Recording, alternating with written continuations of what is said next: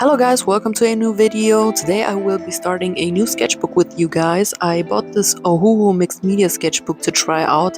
I'm still searching for a mixed media sketchbook that works good for my drawing and painting style. My usual preferred way of mixed media is starting with watercolors and go on top doing dark shadows and details with colored pencils. In the last couple of years I have done less and less of those because I haven't found a sketchbook that I enjoy working in this way and having a good result in it. My last sketchbook I finished was a Fabriano Venezia sketchbook, which I will be doing a sketchbook tour of next week, so stay tuned for that. There I kind of went back to my style of mixed media and started enjoying that again. I will definitely use that type of sketchbook again, but I wanted to try out something different that would work even better, especially for watercolors since I really love working with them. So the way I start sketchbooks is different from sketchbook to sketchbook depending on the quality of the paper, the price, or overall use for that sketchbook. In some I do specific design first pages, and in others I just randomly start drawing in it. One thing that I do in all of them is a banner where I write in the dates of when I started and finished that sketchbook. So for this sketchbook I had a different thought process on how to start it. I wanted to use the first page to try out my favorite art supplies right away. I didn't want to just swatch them and that's it, because for me randomly scribbling materials over a page is not a good way to test them out properly. I really wanted to know how they interact on their own and together mixed in with the other materials. So I thought I'd do an illustration where I could play and really test them out to their fullest potential. Also, the sketchbook is huge. It's a bit bigger than a standard A4 size. I always work in A5 sketchbooks, so let's see how I'm gonna handle this big boy and how long it's going to take me till I fill it up completely. I also want to see how comfortable it is to work in and how handy it is. I won't be carrying it around with me. Let's see if this thing stays flat. I'm a bit concerned about pages flying out of the sketchbooks with time, because every page has these indentations for you to rip out the page, which I don't plan on doing, but you never know how these will hold up to daily being used and flipped and so on. So anyways, I had a lot of space to do a very detailed piece. I thought I would incorporate things into this painting that I usually love painting, and no, this time I didn't paint any lemons. Usually I paint a lot of them, and I thought of including some in here as well, but I wanted something different this time. So I had to do a portrait to try out watercolor and colored pencils on top. I started out with the watercolor part for that, and I will do the colored pencils on top later on. I used the Paul Rubens watercolors for that. I did a couple of layers, but not too much, as I want to do shading and details with colored pencils. Instead of finishing the portrait part, I did the fish first using the Faber-Castell and Caran d'Ache watercolor pencils. In my last sketchbook, I really love drawing fish using watercolor pencils, so that was one thing I really was looking forward to try out on this paper. I usually start layering a bunch of colors very rough. Don't waste time going too much into detail before activating the colors you laid down with water, because they will smudge anyways. So once you lay down enough pigment on the paper and you've activated them with water, I let everything dry completely before I go over and do another more detailed layer of watercolor pencils, which I won't rework with water anymore. That's the final layer. This worked so good on this paper. The colors look super vibrant. It felt like you could keep layering pencil on top of pencil forever. There wasn't resist from the paper to all the layers at all. Activating the pigments with water was very easy. It wasn't like you're taking all of the pigments off with the brush, like for example on the Fabriano paper. The paper in here has more texture and the water and pigments sink into the paper. which can make it very difficult if you want to lift. Anyways, even while I was putting down the watercolor layer for the face, I noticed how blending the watercolor was super easy and smooth to do. No harsh lines. I love having a very blended and smooth outcome for my paintings, so I was very surprised with this paper. I've never worked with watercolors and had this much of a pleasant experience. Even on good watercolor paper, getting an even wash takes a lot of work. At least for me, I always struggle with that, but here not at all. So watercolors and watercolor pencils, which are some of my go-to materials, work perfectly in the sketchbook.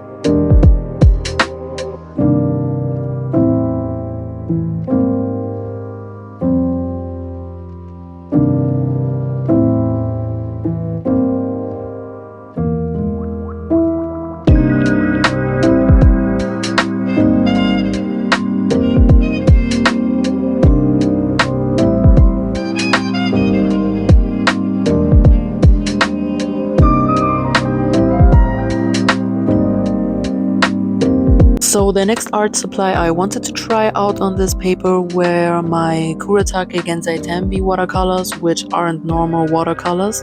The best way to describe them is they are a more creamy, opaque version of watercolors. A lot of people say it's a mix between watercolors and gouache, which is kind of true. So anyways, I love using them, so obviously I had to try them out in here as well. And as for the regular watercolors and the watercolor pencil, these worked amazing in here. I was able to layer a lot. The colors look very good. The paper isn't peeling or anything. I didn't try out techniques like wet on wet, but I used quite a bit of water and the paper handled that very good. There was also nothing bleeding through the other page or anything like that. For this piece I wanted an overall more muted color palette, and since I did the fish swimming in her hair, which are designed like waves, I decided to stick to the theme and give her seashell earrings and necklace. On this I could really go into details and have fun with the Kuretake paints.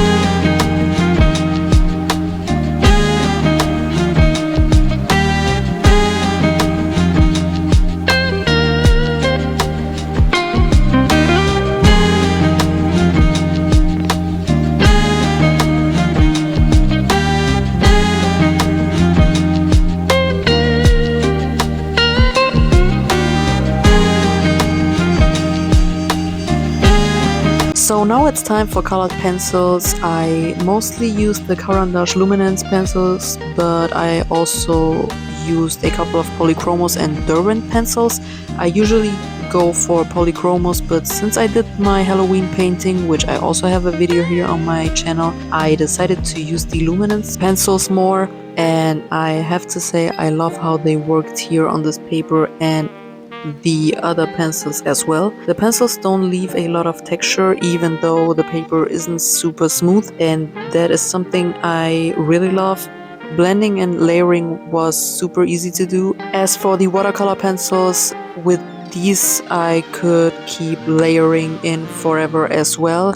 There was no resistance, the surface didn't rip, and there wasn't any imprint on the back of the paper no matter how hard I pressed on the paper, and I'm really heavy-handed when I draw with pencils. Also, I finally got to test out the Derwent blender and burnisher pencils I bought a while ago. I'd only used them once in my Fabriano sketchbook and wasn't too thrilled with them, but here they really did what they were supposed to do, and I was still able to layer even more on top.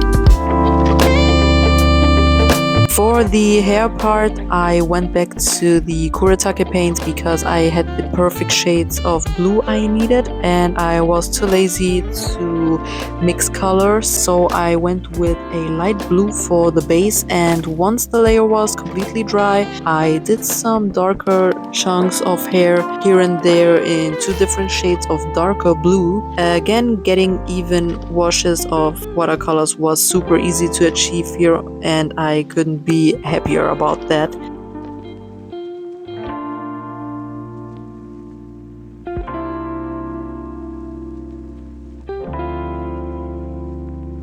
I did some details with a white Posca pen and a gel pen. Gel pens are a bit tricky to use on some surfaces, but on this paper I had no issues with the ink not coming out on the paper.